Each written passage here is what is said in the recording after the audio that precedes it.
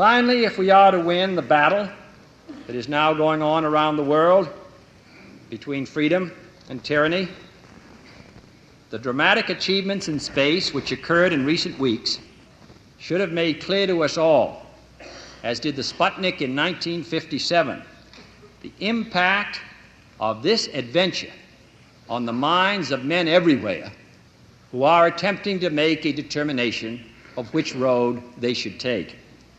Since early in my term, our efforts in space have been under review. With the advice of the Vice President, who is Chairman of the National Space Council, we have examined where we are strong and where we are not, where we may succeed and where we may not. Now it is time to take longer strides, time for a great new American enterprise, time for this nation to take a clearly leading role in space achievement, which in many ways may hold the key to our future on Earth.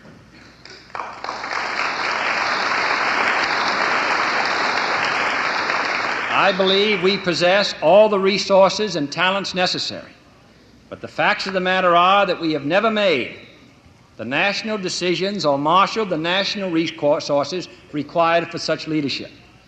We have never specified long-range goals on an urgent time schedule or managed our resources and our time so as to ensure their fulfillment. Recognizing the head start obtained by the Soviets with their large rocket engines, which gives them many months of lead time, and recognizing the likelihood that they will exploit this lead for some time to come in still more impressive successes, we nevertheless are required to make new efforts on our own. For while we cannot guarantee that we shall one day be first, we can guarantee that any failure to make this effort will make us last.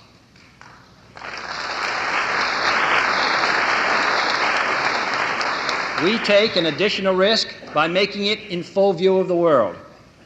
But as shown by the feat of astronaut Shepard, this very risk enhances our stature when we are successful. But this is not merely a race. Space is open to us now, and our eagerness to share its meaning is not governed by the efforts of others. We go into space because whatever mankind must undertake, free men must fully share.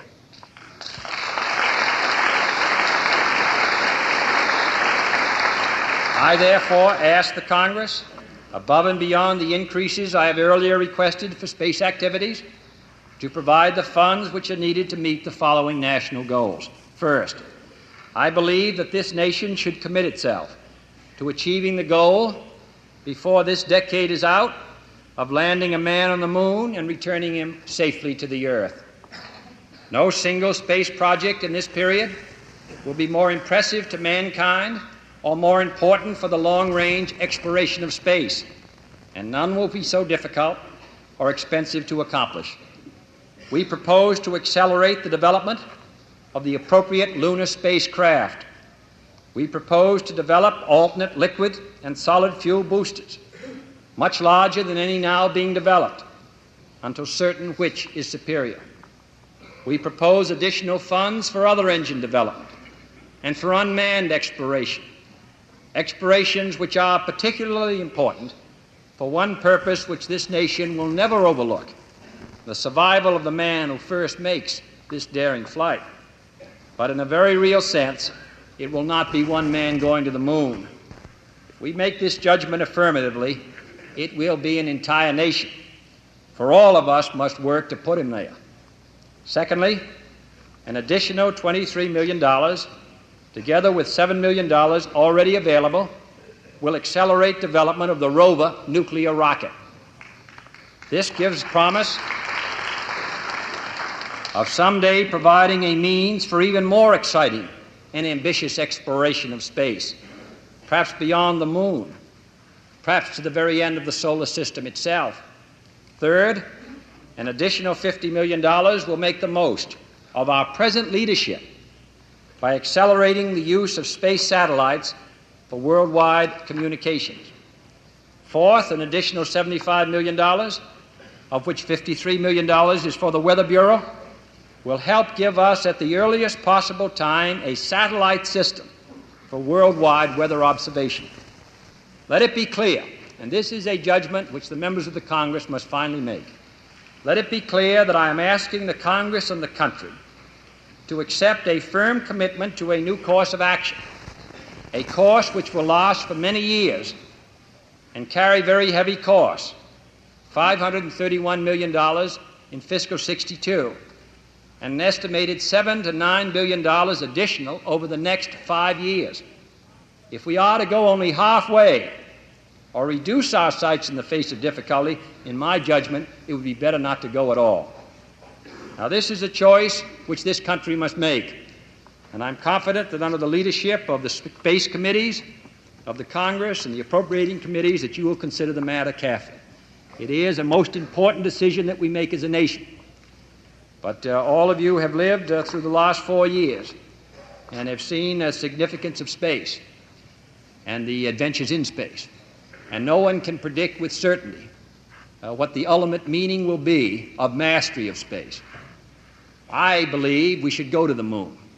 But I think every citizen of this country, as well as the members of the Congress, should consider the matter carefully in making their judgment, to which we've given attention over many weeks and months, because it is a heavy burden, and there is no sense in agreeing or desiring that the United States take an affirmative position in outer space unless we are prepared to do the work and bear the burdens to make it successful. If we are not, we should decide today and this year.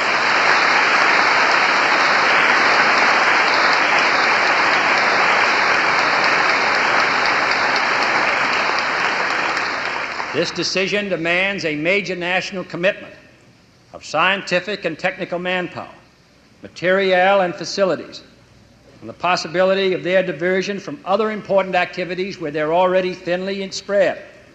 It means a degree of dedication, organization, and discipline which have not always characterized our research and development efforts. It means we cannot afford undue work stoppages, inflated costs of material or talent, wasteful interagency rivalries, or a high turnover of key personnel.